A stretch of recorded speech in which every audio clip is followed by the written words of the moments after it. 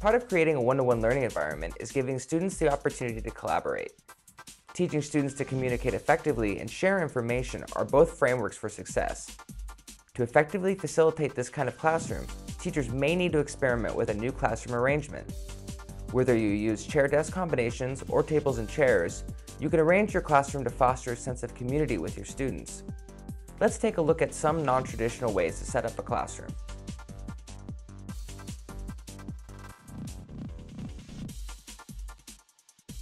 There were a couple of things that disappointed me about the traditional classroom arrangements. The first one was that I felt that students were typically looking at the back of other students' heads. And that made it difficult for them to see each other, but it also made it difficult for me to see them and to make eye contact. And also I felt that it was easier for students to hide if they wanted to do so. For me, that was a classroom management issue, both from sort of managing my lesson. It became difficult for me to read students and whether or not they were engaged in the lesson or understanding the lesson, but also to monitor student behavior. And so making eye contact with students was key, but also I felt that the students looking at the back of other students' head limited classroom discussion and limited the students' abilities to engage in conversations student to student rather than what was happening, which was more student to teacher. I think the biggest catalyst for switching up how I arranged my classroom came from the fact that I'm a social studies teacher. And much of my lesson plans are based on class discussion, at least in some part. And I really wanted to have a classroom that fostered student-to-student interaction. So students were responding to other students' comments. And so that was the main reason that I changed the way that I arranged my classroom, because I really wanted students to be able to see the student who was speaking and respond to them directly instead of using me as a conduit for that conversation.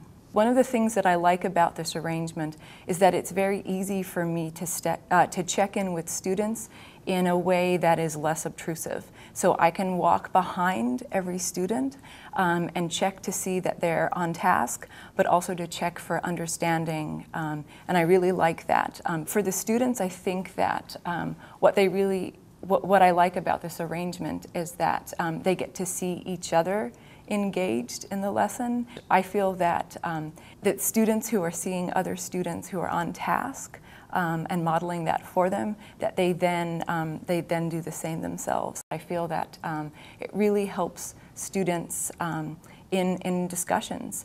They get to see the people that they're having conversations with, and I think that this is what our society needs. We need people who are engaged in civil conversations, even if they're difficult topics, and so it helps facilitate conversations like that. If your classroom is tight on space, you can try another form of this arrangement by having all of your desks face center. Teach from the center aisle, or remove yourself from the center for whole group discussions.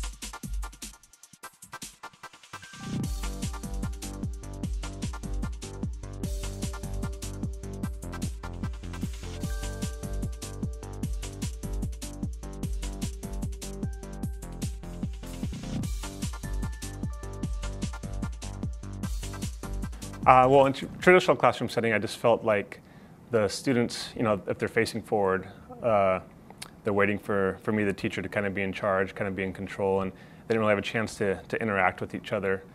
And so I felt like they thought I was responsible for their learning instead of empowering them to be responsible for their own learning. So in this setting, in the small groups, the kids are allowed to interact with each other and engage and discuss higher level questions, as opposed to just watching me and kind of waiting for me to kind of give them the next go ahead.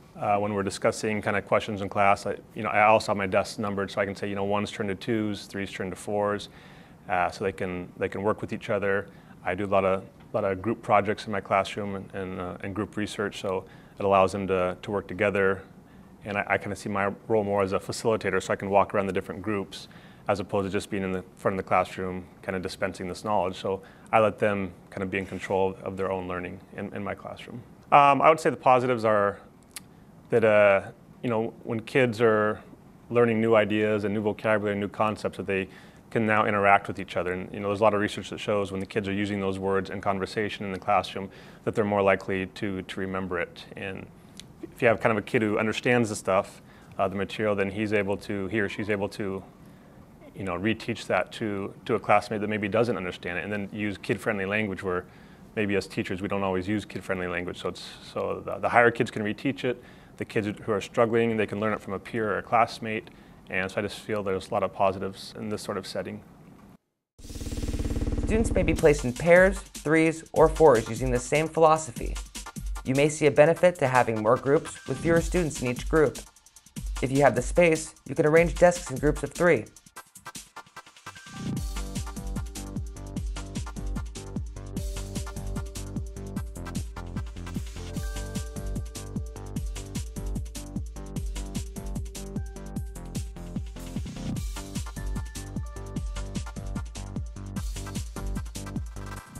I'm not really someone that's into a lot of attention.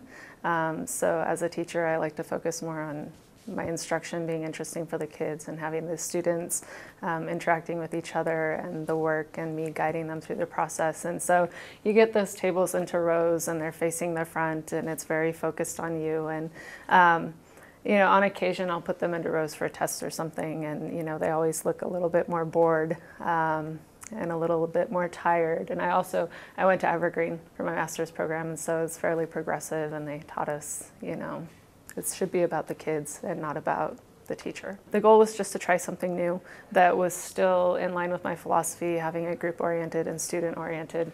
With groups of 4, it was too much to monitor. I couldn't get to all of the students and talk to them every class period. With the long groups of 12, the students had too many options about who they wanted to interact with, and I think that it led to a little bit more distraction in the classroom. So the groups of 6 is sort of in between, and so I thought I'd try it and see how it works. As far as impact is concerned, I've had it like this for about a week and a half now. And there are some interesting things going on because this is also the first year with the one-to-one program.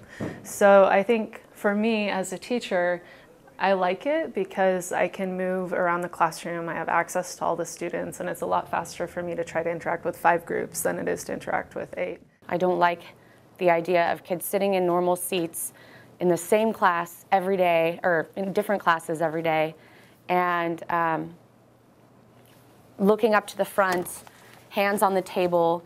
To me, that it just becomes they almost become lethargic and like mummies. And so for me, changing it up a little bit, I have found allows them to be a little bit more relaxed. And the more relaxing I can make my environment, I'm noticing the more success I have in my room. I've also had to kind of be creative with a science classroom and an English classroom. So I've got them in tables of 6. 6 at each table, but then as they're sitting in their tables of 6, those are their lab partners, and I do writing labs as well as science labs. So these arrangements work out the idea of peer help, right, peer tutoring in some senses. I get less questions at my desk because they're solving their own problems. And then the laziness is gone, or the day in, day out traditional classroom sit down, take this out, where they can feel like this is more of their classroom and more of a home atmosphere, which I find they can be more successful that way. I find kids being more comfortable, I'm more approachable to them in my room. Also, I feel like they feel more comfortable to ask questions, which a lot of time kids are they're afraid of raising their hand or asking any questions that they have. And in this environment, I feel like they're a little bit more comfortable asking questions because they are more comfortable. I've also got them set up for success because they have 6 people around them as their group, cooperative group, literature circle, as well as lab partners, to really ensure that they're getting their questions answered and they feel supported enough to ask questions. And I think that's kind of an important thing. Think about the way you would like to see your students interact with each other in your classroom. Your room arrangement should fit your teaching style, your content, and your pedagogy. Using the resources you have available, create a new arrangement and see what positive changes it brings.